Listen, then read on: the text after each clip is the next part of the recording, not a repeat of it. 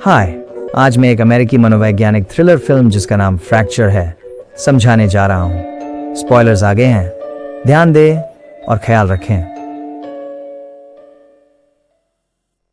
Raymond रोवे अपनी पत्नी जोआन और बेटी पेरी के साथ अपने ससुराल से घर जा रहे हैं। ये थैंक्सगिविंग का दिन है। जोड़े का अपने रिश्ते को लेकर झगड़ा होता है, जबकि पेरी पीछे की सीट पर अपने हेडफोन से संगीत सुन रही है। जोआन रोने लगती है ये जानकर कि उनकी शादी अपने अंत पर है। जैसे ही वे बहस करते हैं, पेरी के हेडफोन काम करना बंद कर देते हैं।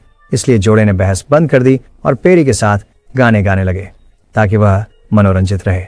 कुछ समय बाद पेरी को बाथरूम जाना पड़ता है। एक गैस स्टेशन पर गाड़ी रोकता है। जोआन पेरी को वॉशरूम ले जाती है, जबकि रे पेरी के हेडफोन्स के लिए बैटरी, कॉफी और जोआन के लिए एक कोक लेने जाता है। हालांकि उसके पास पैसे कम होते हैं, इसलिए वह बैटरी छोड़ता है और अपने लिए 2 शराब की बोतलें लेता है। गाड़ी में वापस आकर वह जोआन से झूठ बोलता है कि दुकान में बैटरियां नहीं थीं। रे गाड़ी स्टार्ट करने ही वाला था कि पेरी ने देखा कि उसका कॉम्पैक्ट गायब है। जब उन्हें कार में यह नहीं मिलता है तो जोआन उसे वॉशरूम में ढूंढने जाती है। रे पेरी की सीट के नीचे जांचने के लिए उठता है, लेकिन गलती से अपनी कॉफी गिरा देता है। पेरी कार के बाहर है। जब रे का ध्यान भटकता है तो पेरी पास के निर्माण स्थल की ओर चली जाती है। वो एक मैरिज शो और उसके पास जाती है। तभी एक कुत्ता उसके पास आता है। वह रॉय को मदद के लिए बुलाने लगती है। जैसे ही पेरी पीछे हटती है, वह कुत्ते और निर्माण स्थल के गड्ढे के बीच फंस जाती है। रे आखिरकार कुत्ते को नोटिस करता है और पेरी से कहता है कि वह न हिले और धीरे धीरे कुत्ते का ध्यान अपनी ओर आकर्षित करने की कोशिश करता है। जैसे ही रे ने उस पर पत्थर फेंका, पेरी डर कर गड्ढे में गिर गई। रे उसे बचाने के लिए दौड़ता है और खुद भी गड्ढे में गिर जाता है। वह बेहोश हो जाता है। कुछ सेकंड बाद वह जागता है और देखता है कि जोआन उनकी ओर दौड़ रही है। पेरी उसके बगल में बेहोश पड़ी है, जबकि जोआन उसकी चोटें देखती है। रे अभी भी सदमे में है और कुछ नहीं कहता। जोआन उसके पास हड़बड़ाकर रोती हुई आती है, लेकिन वह उसे अलग धकेल देता है। रे अपनी आंखें बंद कर लेता है और जब वह खोलता है तो सब कुछ सामान्य लगता है। पेरी अपनी आंखें खोलती है और वह राहत की सांस लेता है। हालांकि उसकी बांह टूटती हुई लग रही है, इसलिए रे ध्यान से पेरी को उठाता है और उसे कार तक ले जाता है। जोआन सुझाव देती है कि वे एम्बुलेंस बुलाए, लेकिन रे दावा करता है कि उसने पास में एक अस्पताल देखा है। जब वे अस्पताल जा रहे होते हैं, रे की कार लगभग दूसरी कार से टकरा जाती है। पीछे की सीट में पेरी जोआन के साथ लेटी होती है और उसे बहुत दर्द हो रहा है। जब परिवार अस्पताल पहुंचता है, जोआन और पेरी प्रतीक्षालय में बैठती हैं, जबकि रे उनके कागजात चेक करता है। अस्पताल भरा हुआ है, इसलिए रिसेप्शनिस्ट उन्हें अपनी बारी का इंतजार करने के लिए कहती है। जब वे तीनों इंतजार कर रहे हैं, हैरी दर्द में कराहता है। रे फिर से रिसेप्शनिस्ट के पास जाता है और उनसे दूसरों से पहले भेजने का अनुरोध करता है। हालांकि वह बस उनसे कागजी कार्रवाई पर हस्ताक्षर करवाती है और उन्हें इंतजार करने के लिए कहती है। वह वापस अपने परिवार के पास प्रतीक्षा क्षेत्र में जाता है, जहां जॉन उससे पहले रूखा होने के लिए माफी मांगती है। कुछ समय बाद नर्स रे का नाम पुकारती है। परिवार को एक कमरे में ले जाया जाता है, जहां नर्स उनके बारे में आवश्यक जानकारी लिखती है। प्रश्न घुसपैठ करने वाले हो जाते हैं, जो दंपति को परेशान करता है। फिर नर्स उनसे पेरी को अंगदाता के रूप में पंजीकृत करने के लिए कहती है, लेकिन वे मना कर देते हैं। यहाँ तक कि मना करने के बाद भी नर्स इस विषय को आगे बढ़ाती है, लेकिन रे उसे नजरअंदाज कर देता है। फिर दूसरी नर्स उन्हें एक वार्ड में ले जाती है। पेरी को एक अस्पताल बिस्तर में रखा जाता है और आखिरकार एक डॉक्टर उसे देखता है। वह पुष्टि करता है कि पेरी का हाथ टूटा हुआ है और उन्हें बताता है कि उसे प्लास्टर की आवश्यकता है। जब डॉक्टर को पता चलता है कि पेरी ने सिर भी मारा है, तो वह उन्हें सीटी स्कैन कराने की सलाह देता है। नर्सें पेरी की बांह पर प्लास्टर चढ़ाती हैं। फिर उसे एक व्हील चेयर में बिठाया जाता है और सीटी स्कैन लैब ले जाया जाता है। वहां पता चलता है कि एक बार में केवल एक ही माता पिता अंदर जा सकते हैं, इसलिए वे बाहर इंतजार करते हैं। पेरी उसे बताती है कि वह उससे प्यार करती है, इससे पहले कि वे अलग हों। रे उनका इंतजार करते हुए सो जाता है। वह कुछ घंटों बाद जागता है और रिसेप्शनिस्ट से अपने परिवार के बारे में पूछता है, लेकिन क्योंकि शिफ्ट बदल गई है, उसे कुछ नहीं पता। वह उससे रिकॉर्ड चेक करने के लिए इंतजार करने को कहती है। कुछ मिनट हो चुके हैं, लेकिन रिसेप्शनिस्ट कुछ नहीं कहती। रे उससे फिर से पूछता है, इस बार थोड़ा नाराज होकर। फिर वह सुबह के रिकॉर्ड को चेक करती है, लेकिन उसमें पेरी का नाम नहीं है। स्ट्रेटेड रे डॉक्टर से मिलने के लिए कहता है, जिसने पेरी की जांच की थी, लेकिन वह शिफ्ट बदल चुका है। इस पर इजिटेड रे रिसेप्शनिस्ट पर चिल्लाता है और उसकी डेस्क पर जोर से मारता है, जिससे वह तुरंत सीटी रूम को कॉल करती है। हालांकि लैब से व्यक्ति उसे बताता है कि उस दिन लैब में केवल एक बूढ़ी महिला आई थी। रे अत्यधिक हताश है। वह गुस्से में उससे अपने परिवार के बारे में पूछता है, लेकिन रिसेप्शनिस्ट उसे ऐसे देखती है जैसे वह पागल हो। वह यहाँ तक कि उसे दोष देती है गलत कि वह अस्पताल में आना। रे जोर देकर कहते हैं कि यह संभव नहीं है, लेकिन वह उनकी बात को नजरअंदाज कर देती है और किसी और से बात करने लगती है। अपने परिवार की चिंता में रे अस्पताल के प्रतिबंधित क्षेत्र की ओर भागते हैं, लेकिन वहां के अधिकारियों द्वारा रोक दिए जाते हैं। वह उन्हें सुबह उनके आने की सूचना देते हैं। डॉक्टर दिन के रिकॉर्ड की जांच करते हैं, लेकिन उन्हें मोनरो नाम का कोई मरीज नहीं मिलता। निराश रे इधर उधर देखता है और उस नर्स को देखता है जिसने पहले उनकी मदद की थी। नर्स रे को पहचानती है। रे को लगता है कि उसने अपनी बात साबित कर दी है। रे राहत की सांस लेता है, लेकिन नर्स यह कहती है कि उसे उसकी बेटी या उसकी पत्नी के बारे में कुछ नहीं पता। उसके अनुसार रे सिर की चोट के लिए आया था और अकेला था। उत्तेजित रे नर्स पर झूठ बोलने का आरोप लगाता है। डॉक्टर मानते हैं कि शायद उनके सिर की चोट के कारण उन्हें भ्रम हो रहा है और इलाज की पेशकश करते हैं। हालांकि रे लगभग नर्स पर हमला कर देता है और उसे रोका जाना पड़ता है। डॉक्टर उसे शांत करने के लिए उसे बेहोशी की दवा का इंजेक्शन देते हैं। फिर उसे गार्ड्स द्वारा एक कमरे में बंद कर दिया जाता है। रे दरवाजा खोलने की कोशिश करता है, लेकिन दवाओं के कारण वह धुंधला महसूस करता है। बेहोशी की दवा को बेअसर करने के लिए वह खुद को अलमारी में मिले एक इंजेक्शन से इंजेक्शन लगाता है। फिर वह दरवाजा खोलने की कोशिश करता है, लेकिन यह काम नहीं करता है। इसलिए वह कांच के दरवाजे को तोड़ता है और कमरे से बाहर भागता है। हालांकि इससे पहले कि वह भाग सके, लोग उसे भागते हुए देख लेते हैं। सुरक्षा कर्मचारी उसका पीछा करते हैं, लेकिन रे किसी तरह अस्पताल से बाहर भागने में कामयाब हो जाता है और अपनी कार में छुप जाता है। एक पुलिस कार भी अस्पताल के बाहर खड़ी है। इस मौके का फायदा उठाते हुए रे कार रोकता है और पुलिस को जॉन और पेरी के बारे में बताता है। पुलिस को शक होता है कि वह झूठ बोल रहा है और उससे पहचान पत्र मांगती है। जब वे उन्हें अपना पहचान पत्र दिखाता है तो वे उसकी मदद करने के लिए तैयार हो जाते हैं। रिसेप्शनिस्ट देखती है कि रे फिर से अस्पताल में जा रहा है, लेकिन इस बार वह कुछ नहीं कर सकती क्योंकि पुलिस अधिकारी वहां हैं। वह उनकी सहायता करने से पहले सुरक्षा को बुलाती है। फिर गार्ड उन्हें अंदर जाने देते हैं। रे पुलिस को पहले वाले डॉक्टर के पास ले जाता है। डॉक्टर मानता है कि रिकॉर्ड्स में गलती हो सकती है और रे मांग करता है कि उन्हें सीटी लैब ले जाया जाए।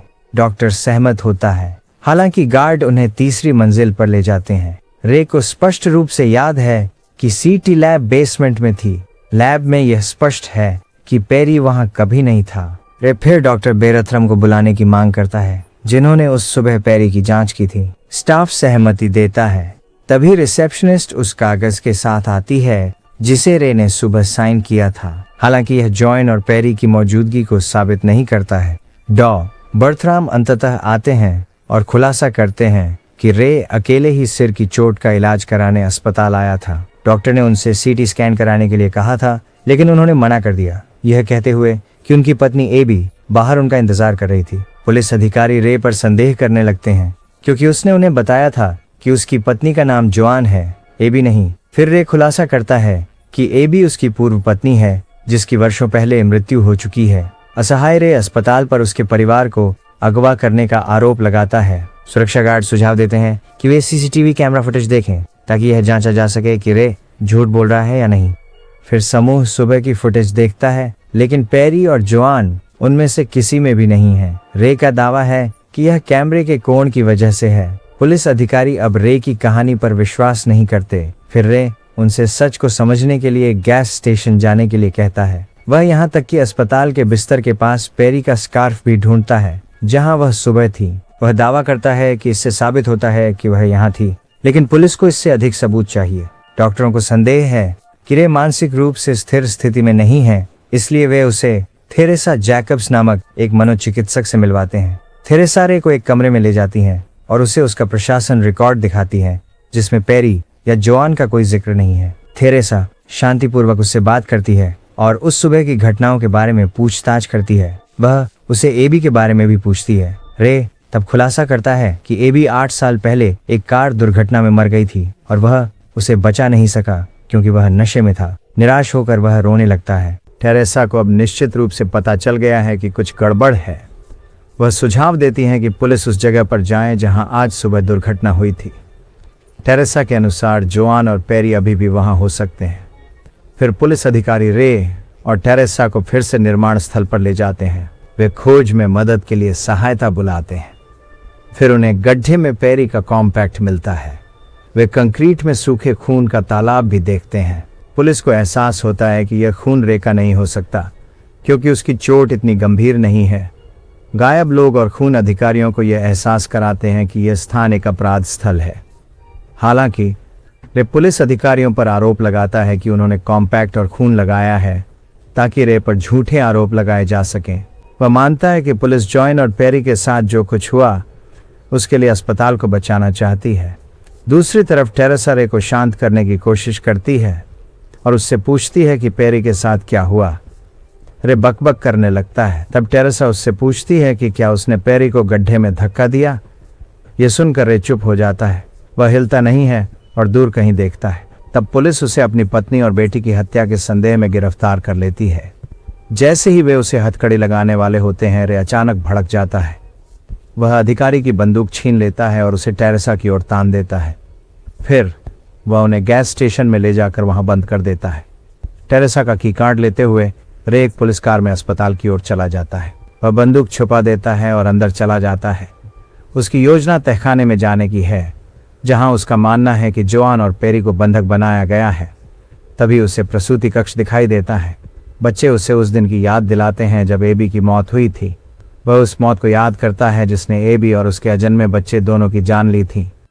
वह किसी तरह से डॉक्टर का एप्रन हासिल कर लेता है और खुद को एक डॉक्टर के रूप में छुपा लेता है। वह लिफ्ट में जाता है और बेसमेंट में जाने वाला होता है, लेकिन इससे पहले का सुरक्षा गार्ड उसके साथ शामिल हो जाता है। वह और रे लड़ते हैं। अंत में रे गार्ड को गला घोंटकर मार देता है और उसकी चाबियां ले लेता है। रे अंततः अस्पताल के तहखाने में है। चारों ओर देखते हुए वह पास के कूड़ेदान में पेरी का खिलौना पाता है।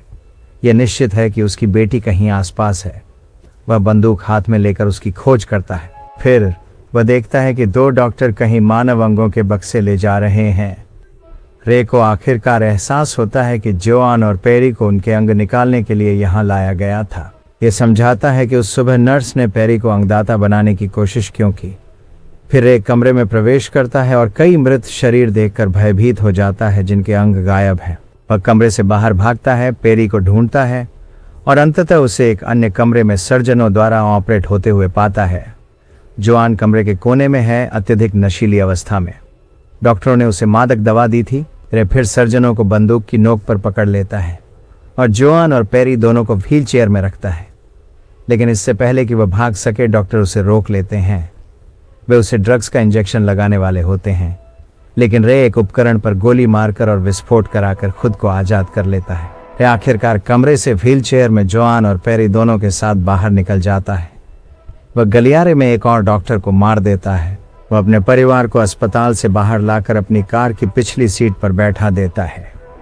परिवार अंततः अपने घर की ओर रवाना होता है। पेरी उन्हें बताती है कि उसके हाथ में अभी भी दर्द हो रहा है, इसलिए रे उसे बेहतर महसूस कराने के लिए एक गाना गाता है।